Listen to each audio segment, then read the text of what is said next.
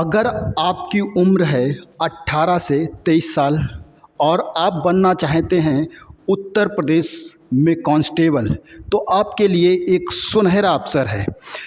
आज हम लोग बात करेंगे उत्तर प्रदेश पुलिस भर्ती 2023। नमस्कार, जय हिंद साथियों, मैं विपिन गाइडेंस गुरु में आपका स्वागत करता हूं। तो बात करता हूं उत्तर प्रदेश भर्ती 2023, इसमें कितने पद हैं और इसका फॉर्म कब आने वाला है, इसकी क्या रणनीति होगी और इसको एग्ज़ाम को हम क्रैक कैसे करेंगे, इस पे हम लोग बिल्कुल बारीकी से बात करेंगे। इसकी वैकेंसी जो है, अगर हम बात करें वैकेंसी की, तो इसकी वैकेंसी लगभग 52,000 प्लस वैकेंसी है जो कांस्टेबल की है। अगर टोटल हम बात करें तो लगभग 62,000 के आसपास वैकेंसी जा रही है। ठीक है, तो हम लोग इस पे बात करेंगे। अच्छा, इस पे बात करने से पहले देखो, एक चीज़ ये भी बनती है कि हमें पढ़ना कैसे है और पढ़ने के साथ साथ क्या पढ़ना है और क्या छोड़ना है। कभी देखा होगा कि कुछ बच्चे ऐसे होते हैं जो 2 घंटे या 3 घंटे पढ़ के किसी भी एग्ज़ाम को क्वालिफाई कर लेते हैं, और कुछ बच्चे ऐसे होते हैं जो 8 घंटे, 10 घंटे या 12 घंटे पढ़ने के बावजूद भी अपना एग्ज़ाम क्वालिफाई नहीं कर पाते। उसका कारण क्या होता है? देखो, हमें जो पढ़ना होता है वो तो हमें पढ़ना ही है, लेकिन छोड़ना क्या है ये आपको पता होना चाहिए। क्योंकि कुछ टॉपिक ऐसे होते हैं, किसी भी एग्ज़ाम को निकालने के लिए उसके लिए सबसे इम्पॉर्टेंट होता है कि हम उस एग्ज़ाम की रणनीति कैसे बनाएं। उस एग्ज़ाम के लिए हमें पढ़ना क्या है और छोड़ना क्या है, कब पढ़ना है, कैसे पढ़ना है, कितना पढ़ना है, किस टॉपिक पे ज़्यादा फोकस करना है, किस टॉपिक को हमें कम पढ़ना है, और किन किन सब्जेक्ट पर हम बिल्कुल बारीकी से बात करेंगे। तो चलिए पहले देखेंगे हम किस पे बात करेंगे। रणनीति की बात है, किसकी? रणनीति की। अच्छा, किस सब्जेक्ट पर ध्यान देना है, किस सब्जेक्ट पर ध्यान देना है, एक तो ये बात आती है। दूसरी, कहाँ से आएंगे कितने प्रश्न, तो हम इन पे बात करेंगे। तो इन पे बात करने से पहले देखो, अगर मैं बात करता हूँ किसकी, कि इसमें कितने क्वेश्चन आते हैं, तो इसमें उत्तर प्रदेश पुलिस भर्ती में, उत्तर प्रदेश पुलिस भर्ती में कितने होते हैं प्रश्न? पुलिस में प्रश्नों की संख्या की बात करें, किसकी बात करें? प्रश्नों की संख्या। अगर हम प्रश्नों की संख्या की बात करें तो कितने वो आते हैं? 150 आते हैं। यहाँ पे 2 कैटेगरी में बांट दिया जाता है। एक में जैसे कि जीएस होता है और हिंदी। ठीक है, जीएस और हिंदी की बात करें तो यहाँ पे क्वेश्चन कितने होते हैं? 75। और वहीं हम बात करें गणित और रीजनिंग की, गणित की और रीजनिंग की, तो यहाँ पे क्वेश्चन कितने होते हैं? 75। अगर इन दोनों की बात करें तो टोटल क्वेश्चन कितने हैं? 150। यहाँ पे अगर हम जीएस की बात करते हैं, किसकी बात करेंगे बच्चा? जीएस की। और अगर जीएस की बात करते हैं तो यहाँ पे क्वेश्चन होते हैं कितने? 38। कितने होते हैं? 38। और वहीं अगर हम हिंदी की बात करते हैं तो क्वेश्चन कितने बनते हैं? 37। ठीक है, वहीं अगर हम गणित की बात करें तो गणित के क्वेश्चन होते हैं 20। कम से कम आपको 20 क्वेश्चन देखने को मिलेंगे, और 20 से 25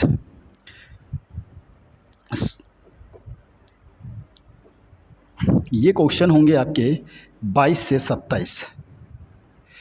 ठीक है, इसके बीच में। और अगर रीजनिंग की बात करते हैं तो रीजनिंग में 50 से 55 क्वेश्चन देखने को मिलते हैं। अब आप अगर कोई भी प्रीवियस ईयर पेपर उठाकर देखोगे तो प्रश्नों की संख्या यही रहती है। अब हमें इसमें ये देखना होता है कि हमें किसको पढ़ना है और किसको छोड़ना है ना। देखो, अगर देखो गणित की बात करते हैं तो हर बच्चे की समस्या होती है गणित की, और गणित में क्या होता है, हमें समय बहुत ज़्यादा देना पड़ता है। अगर मेंसुरेशन की बात आ जाए तो फिर तो बच्चे के ऊपर से जाने लगता है, क्योंकि उसका बेस जो है इतना मजबूत होता नहीं है। तो इसका मतलब ये नहीं है हमें गणित को छोड़ देना है, लेकिन गणित में हमें किस टॉपिक पे फोकस करना है। रीजनिंग को एक बार हमें पूरा पढ़ना है डिटेल में, उसके बाद कम से कम अगर हमने 3 बार रीजनिंग को पढ़ लिया तो आप अगर 55 क्वेश्चन आ रहे हैं तो यकीन मानिए आप यहाँ से 52 प्लस करके आएंगे, अगर आपने अच्छे से रीजनिंग को पढ़ लिया है। ठीक है, तो चलिए हम बात कर लेते हैं पहले हिंदी की। किसकी बात करेंगे? हिंदी की बात करेंगे। और अगर हिंदी की बात करें तो हिंदी में प्रश्नों की संख्या कितनी होती है? हिंदी में प्रश्नों की संख्या होती है 37। कितनी होती है? 37। अब हिंदी में पढ़ने के लिए बहुत कुछ होता है, ठीक है, लेकिन हमें किन टॉपिक पे ध्यान देना है? देखो, हिंदी एवं अन्य भारतीय भाषाएं, या हम कहें हिंदी भाषा का विकास जो होता है, यहाँ से आपको क्वेश्चन मिलेंगे 1 से 2 क्वेश्चन। देखो, हमने यहाँ पे कम से कम 1 होगा और अधिक से अधिक 2 होंगे इस टॉपिक से। सामान्य हिंदी, अब सामान्य हिंदी के अंतर्गत पूरी व्याकरण आ जाती है, जैसे संज्ञा, सर्वनाम, क्रिया, विशेषण, अव्यय, समुच्चयबोधक अव्यय, उसके बाद आपका वाच्य, ये सब इसी के अंतर्गत आते हैं। अब बच्चा क्या चाहता है? अब 2 घंटे 4 घंटे में इस टॉपिक को पढ़ना चाहता है? बिल्कुल नहीं। अब आप यहाँ पे देखो, कम से कम क्वेश्चन कितने आ रहे हैं? 18, और अधिक से अधिक कितने आ रहे हैं? 22 से 25 तक हो जाता है। यहाँ पे 22 से 25 तक हो जाता है ना? तो यहाँ पे संख्या इतनी ज़्यादा रहती है, ठीक है। अब इतनी ज़्यादा संख्या है तो कम से कम आपको इसके पढ़ने के लिए, अब 18 क्वेश्चन आ रहे, तो इसका मतलब ये थोड़ी ना कि आप 18 घंटे दे दो और बस हो गया काम। बिल्कुल नहीं, आपको इसमें समय देना पड़ेगा, और इसमें समय देना पड़ेगा। उसके बाद यहाँ पे देखो 18 क्वेश्चन। वहीं काव्य में अगर देखें, काव्य रस, छंद, अलंकार, इन टॉपिक से बात करें तो कम से कम 3 और अधिक से अधिक 5 क्वेश्चन आने हैं। तो हमें देखो इस पे तो भयंकर तरीके से फोकस करना है। उसके बाद इन टॉपिक को एक बार अच्छे से देख लेना है, अच्छे से पढ़ लेना है, एक ही बार में समझ में आ जाता है। गद्यांश, अनुच्छेद, अपठित बोध, अगर इसकी बात करें तो कम से कम 3 क्वेश्चन होते हैं और अधिक से अधिक 5 आता है। तो एक तो क्वेश्चन ये रहता ही रहता है, एक गद्यांश आता ही आता है। अब इसका मतलब ये नहीं है कि हम 40-50 या 100-200 प्रैक्टिस कर लें गद्यांश की, है ना, और क्वेश्चन वहाँ से आ जाएगा। बिल्कुल नहीं, हमें उनकी प्रैक्टिस नहीं, यहाँ पे हमें समय अपना वेस्ट नहीं करना है। इसमें हमें बिल्कुल अपना समय वेस्ट नहीं करना। 5 से 7 क्वेश्चन गद्यांश उठाओ, उस पर प्रैक्टिस करो, केवल उसका अप्रोच देखो कि उसको हमें सॉल्व कैसे करना है, क्योंकि उसके क्वेश्चन वहीं पे सॉल्व दिए रहते हैं, वहीं आंसर छिपे रहते हैं। इसमें 2 क्वेश्चन ऐसे होते हैं, 1 या 2 क्वेश्चन ऐसे होते हैं जो व्याकरण से रहता है, जो किससे होता है? व्याकरण से होता है। बाकी 3 या 4 जो भी जैसे भी क्वेश्चन आते हैं, इससे आपके गद्यांश से रहते हैं। और उसी में आपको इसमें देखना क्या होता है कि इसका अप्रोच क्या है, तरीका क्या है, इसे हम कैसे सॉल्व करें। बस इस पे बहुत ज़्यादा प्रैक्टिस करने की ज़रूरत नहीं होती, केवल 1-2 बार देख लो 2-3 गद्यांश, बस। उसके बाद आप हमारी क्लास में आइएगा, हम आपको बताते हैं कि कैसे इसको हम सॉल्व करते हैं। उसके बाद देखते हैं, उसके बाद आता है क्या? शब्दावली। अब शब्दावली में क्या आता है? शब्दावली में, अब शब्दावली में जैसे मुहावरे हो गए, लोकोक्ति हो गए, पर्यायवाची हो गए, विलोम शब्द हो गए। यहाँ से अगर हम बात करें तो कम से कम आपको 5 क्वेश्चन देखने को मिलेंगे, और ज़्यादा से ज़्यादा कितने होंगे? 7 क्वेश्चन होंगे। वहीं अगर हिंदी के प्रसिद्ध पुरस्कार की बात करें तो यहाँ आपको कम से कम 1 और अधिक से अधिक 2 क्वेश्चन देखने को मिलेंगे। वहीं अगर हम बात करें हिंदी के प्रसिद्ध कवि, लेखक एवं उनकी रचनाएं, तो यहाँ से कम 3 और अधिक से अधिक 4 क्वेश्चन देखने को मिलेंगे। अब हिंदी में अगर इस टॉपिक की बात करें तो ये टॉपिक बहुत बड़ा टॉपिक है, क्योंकि ये पूरा साहित्य समाहित रहता है। तो हमें इसमें पढ़ना क्या होता है? तो हमें पढ़ना, अब ऐसे साहित्य पढ़ने के लिए जाएंगे तो बहुत लंबा समय जाएगा, और क्वेश्चन कितने आ रहे हैं? 3 से 4। तो इसके लिए हमें क्या पढ़ना है? जिन रचनाओं पे जो पुरस्कार दिए गए हैं, हमें उनको पढ़ना है, या जो फेमस रही हैं, प्रसिद्ध कवि रहे हैं, उनकी कुछ मुख्य रचनाएं पढ़नी हैं, या जो बहुत ही फेमस रचना रही है उनको पढ़ना है। और अगर आप उनको पढ़ते हैं तो आसानी से 2 से 3 क्वेश्चन आप कराएंगे। अब आप मान के चलिए, आप 2 पेज की रचनाओं को पढ़ के आप 2 से 3 क्वेश्चन कर रहे हैं, 1 क्वेश्चन छूट भी रहा है तो कोई बहुत ज़्यादा फर्क नहीं पड़ता है ना। उसके बाद अगर हिंदी के प्रसिद्ध पत्र व पत्रिका की बात करें तो 1 से 2 क्वेश्चन आता है और 2 पेज में फिनिश हो जाता है। वहीं विविध की बात करें, यहाँ भी 3 से 4 क्वेश्चन आ जाते हैं, ठीक है। अब अच्छा, इसको पढ़ने का तरीका, अगर देखो एक चीज़, अगर हम इसको काउंट करें, देखो मैंने कम से कम की बात की, तो देखो यहाँ पे 5, 1, 6, 3, 9, 10 और 10 और 3 13 क्वेश्चन यहाँ पे हो गए। कितने हो गए? 13 क्वेश्चन, मतलब 13 नंबर का। उसके बाद 14 और 18 कितना हो गया? 14 क्वेश्चन और 18 कितना हो गया भाई? 32। ठीक है, कितना हो गया 32, और 32 और 6 कितना हो गया, कितना हो जाएगा 38। अब मैंने कितना बताया 37 क्वेश्चन, और निकल कितने रहे हैं 38 क्वेश्चन।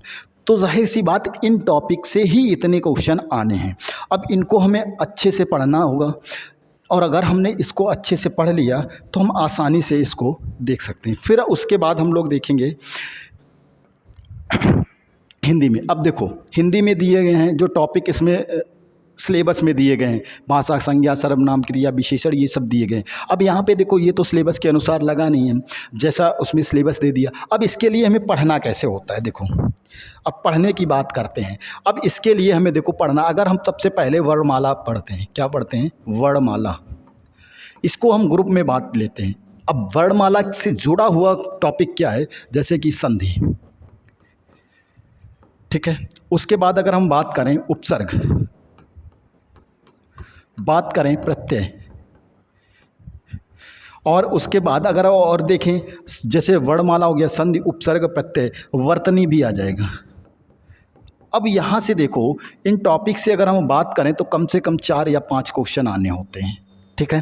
अब ये जो टॉपिक हैं एक दूसरे से रिलेट करते हैं, ठीक है। अगर आपने वर्णमाला को नहीं पढ़ा है तो आप संधि के क्वेश्चन कभी नहीं कर पाओगे। अगर आपको वर्णमाला नहीं आता है तो आप संधि नहीं कर पाएंगे, है ना। तो इसलिए क्या होता है कि हमें एक सीक्वेंस से पढ़ना बहुत ज़रूरी है। बात समझ में आई। उसके बाद अगर हम देखें अब सामान्य ज्ञान की बात करते हैं, तो ये सामान्य ज्ञान का सिलेबस दिया गया है।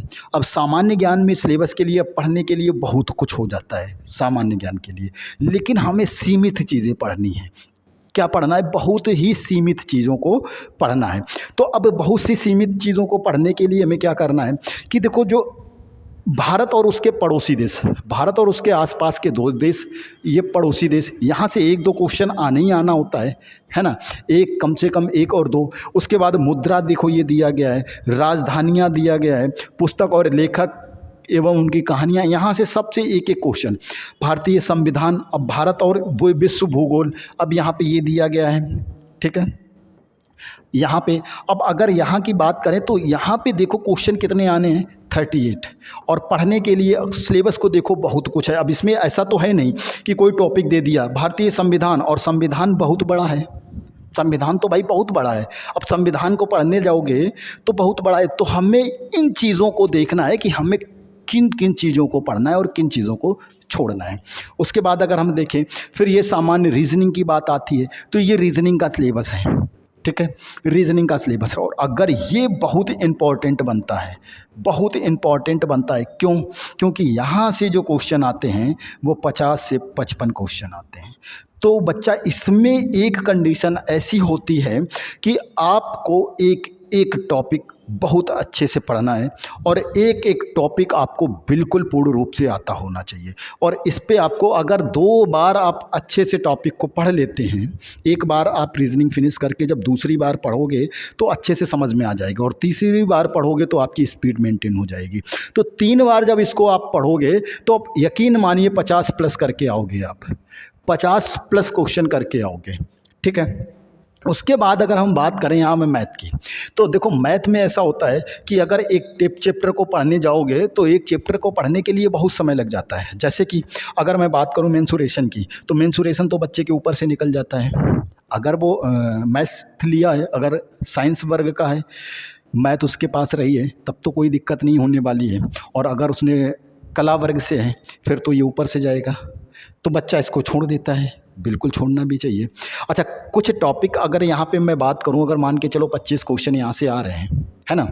अब इसमें जो क्वेश्चन रहता है वो 70 से 80 क्वेश्चन ऐसे रहते हैं जो नॉर्मल क्वेश्चन रहते हैं, 70 से 80%। और अगर आप मान के चलो 20 क्वेश्चन करके आ रहे हो तो क्या बुरी बात है भाई, कोई दिक्कत नहीं है, 20 क्वेश्चन। अब इन 5 क्वेश्चन के चक्कर में मत पढ़ो। अगर आप 5 क्वेश्चन के चक्कर में पढ़े तो आप अपना सिलेक्शन से दूर चले जाओगे, क्योंकि आप इस पे जितना समय दोगे, ऐसा नहीं कि आप इसको छोड़ना है, बिल्कुल नहीं।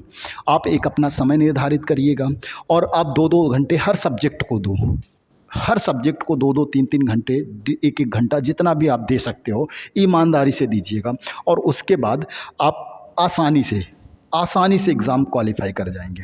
अगर और बात करें तो यहाँ पे देखो, अब इसकी बात हम कर लेते हैं। देखो, एक आता है आपका हिंदी, ठीक है, दूसरा है आपका रीजनिंग, और तीसरा आपका है गणित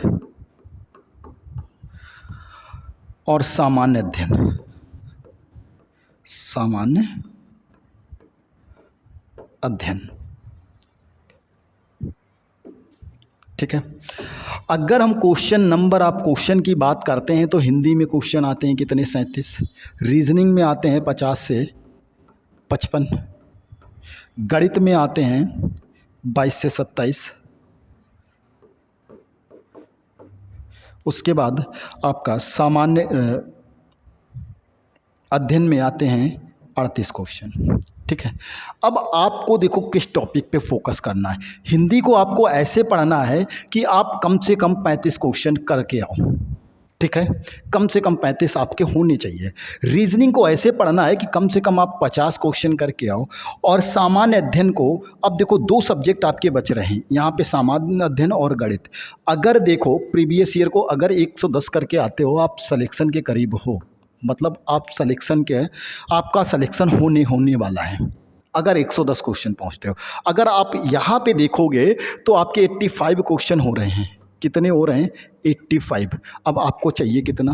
25। और अभी आपके पास क्वेश्चन कितने हैं? अगर 22 और 38 जोड़ लें तो 60 क्वेश्चन, और 60 में कितने चाहिए? 25 क्वेश्चन, मतलब 50% क्वेश्चन। तो हमें क्या करना है कि इसमें उन टॉपिक को चुनना है जहाँ जो टॉपिक इजी हैं और जो टॉपिक 1 या 2 क्वेश्चन 100% आने ही आने वाले। अब जैसे हम परसेंटेज को पढ़ते हैं, गणित में अगर हम जाएं तो परसेंटेज गणित की जान है ना, गणित की। और अगर परसेंटेज हमें आ रहा है तो कम से कम इससे 5 चैप्टर क्लियर हो जाते हैं। अगर परसेंटेज आ रहा है तो आपका डिस्काउंट भी हो जाएगा, उसके बाद लाभ हानि भी हो जाएगा, लाभ हानि के बाद आपका CISI भी हो जाएगा। अब देखो यहाँ से 5 चैप्टर तो आसानी से हो गए। अब 5 चैप्टर में इसका मतलब ये नहीं है कि 5 चैप्टर के हमें पूरे प्रैक्टिस करनी है। अब अगर जाओगे परसेंटेज में, कम से कम कई प्रकार के क्वेश्चन बनते हैं, कई प्रकार के, है ना। अब आप एक चैप्टर को पढ़ने के लिए पता हुआ 7 दिन लगा दिया आपने, बिल्कुल नहीं। आपको प्रीवियस ईयर देखना है, जो प्रीवियस ईयर उसका लेवल क्या है, किस टाइप का क्वेश्चन आ रहा है। अब आप गणित के पढ़ने के लिए अब आप CGL के क्वेश्चन को कर रहे हैं तो आप सिलेक्शन से तो दूर हो रहे हैं ना। आपको CGL के क्वेश्चन नहीं करने हैं। आप एक सिपाही बनने जा रहे हो तो सिपाही लेवल के ही क्वेश्चन करने होंगे। आप CGL लेवल के क्वेश्चन सीख कर अपना समय बर्बाद करेंगे। और अगर आप GS में पढ़ने जाएंगे, GS में, तो GS में भी कुछ टॉपिक ऐसे हैं, अगर GS पढ़ने के ऊपर आ जाओ तो 1857 की क्रांति की बात कर लें तो उसे 15 दिन में ख़त्म नहीं किया जा सकता है और 1 घंटे में फिनिश किया जा सकता है। तो हमें प्रीवियस ईयर को देखना है और उससे संबंधित क्वेश्चन को देखना है, ठीक है। बहुत ज़्यादा किसी के डीप में नहीं जाना है, हल्के ही जो जहाँ से क्वेश्चन बनते हैं, जहाँ से क्वेश्चन आते हैं, उन टॉपिकों पे ही केवल हमें बात करनी और उन्हीं को पढ़ना है। अगर आप लोग पढ़ना चाहते हैं, 1 सेकेंड,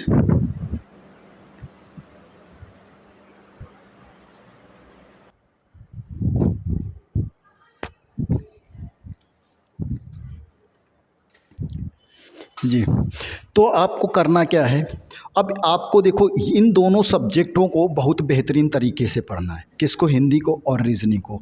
जितना आप समय दे सकते हो इन दोनों सब्जेक्टों को देना, अच्छे से दीजिएगा समय। उसके बाद आपको गणित में ऐसा नहीं, अब गणित में और सामान्य अध्ययन में समय नहीं देना है, इन दोनों में भी समय देना है। और इसमें भी अगर आपने 15 क्वेश्चन कर लिया तो आप 30 क्वेश्चन यहाँ से, और 30 का मतलब ये हो गया आपका 115, और 115 में आप सिलेक्शन पा जाओगे, है ना। 115 क्वेश्चन में आपका सिलेक्शन हो जाएगा। तो हमारी टीम YouTube चैनल पे, हमारे गाइडेंस गुरु YouTube चैनल पे आ रही है एकदम निःशुल्क कोर्स लेके, और जो शाम 7 बजे से कितने बजे से? शाम को 7 बजे से। उसके बाद शाम 7 बजे से 1 घंटे हिंदी रहेगी, 8 से 9 रीजनिंग रहेगी, और 9 से 10 आपकी क्या रहेगी? गणित रहेगी। वहीं अगर हम बात करें जीएस की तो 10 से 11 है ना, तो 10 से 11 ये लगातार आपको देखने को मिलेंगे एक अनुभवी टीचर के शिक्षकों की टीम के साथ, जो लगभग खुद 2-2 3-3 बार पुलिस या यूपीएसआई आरपीएफएसआई कई एग्ज़ामों को क्वालिफाई कर चुके हैं। उस टीम के साथ हम लोग मिलेंगे अब शाम को 7 बजे, मंडे टू फ्राइडे, सोमवार से शुक्रवार तक, और रविवार को आपका एक टेस्ट होगा।